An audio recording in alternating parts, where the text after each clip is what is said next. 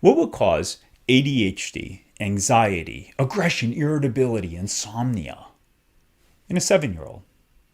We'll say his name is Peter. We'll say he's 7. Of course, we always change this to protect the child's identity. But Peter had all of these weird neurological, psychological issues. Aggression, irritability, just like everything bothered him. He couldn't pay attention. He couldn't focus. He wasn't learning. He wasn't sleeping. Everything was just off. Oddly enough, outside of this, Peter was actually pretty healthy. No horrible digestive issues, no breathing problems, no sleep issues, nothing else. Everything else was actually pretty good. But he was off.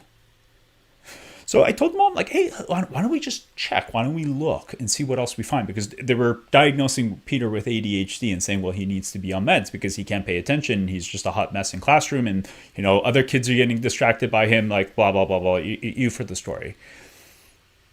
So I said, let's check. Let's see what we find. Maybe he's anemic. Maybe there's something else going on. Let's see. We did just some standard labs, and lo and behold, his celiac markers came up very positive.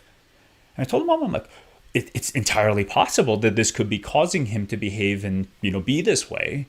But I'm not the guy who diagnoses celiac like the gastroenterologist does. So I sent him to a gastroenterologist, and they talked to the gastroenterologist. The gastroenterologist did their own testing, and they're like, no, this is celiac. Yeah, no, he has celiac. Yeah. So we came back and we talked, and we're like, okay, let's obviously get rid of gluten, and they were already doing that, and let's do some stuff to heal the gut. 2 months later, this same kid who was aggressive, irritable, ADHD, couldn't focus, couldn't do this, couldn't do that, was a different kid. He's starting to focus in a way that he was never able to. His irritability had calmed down significantly.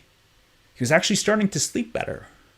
Like his entire system suddenly started correcting itself. And the reason why I'm sharing this is a lot of times we get so focused on these external things, ADHD, aggression, irritability, insomnia. Like we throw these labels at these kids, like somehow those labels help us understand what's going on with them. They don't do anything other than to describe the various behaviors and issues these kids have. Poor Peter had celiac. And had we not found this celiac, had they just put him on medications and said, well, he just has ADHD and he's also got, some anxiety, so we'll put him on 2 medications and that'll fix him. No, the poor kid had celiac. Gluten was a toxin for him, and he was eating the very toxin that his body couldn't tolerate.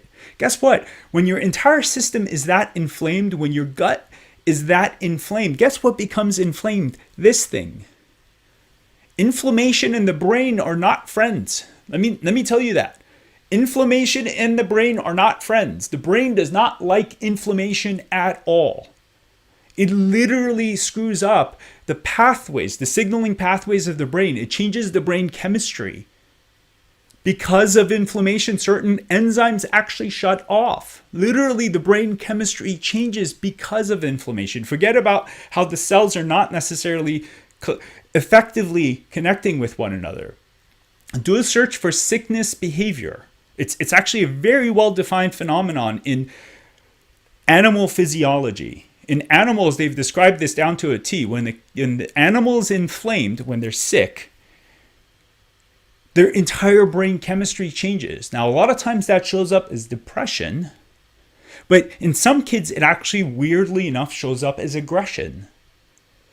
And we're medicating these kids. We're putting them on all kinds of cocktails. And you know what? People feel like they have to. And that's fine. You have to do what you have to do. But let's ask the question. Why is this poor child acting this way? And if we have to use medications to help control them, fine. I have no judgment against that. Medications have their place, absolutely. But we need to ask the fundamental questions of why are these poor kids being this way? When we ask these questions, answers start showing up. When we start opening the door of possibility of like, God, yeah, maybe this is celiac. Let's check. Had I not checked for this little boy, had I just started doing other stuff, guess what? He wouldn't have gotten better. And then at some point, the parents probably would have given up. And he would have ended up on medications. And that is one of the fundamental issues, the fundamental problems that we have right now. We're afraid to ask questions.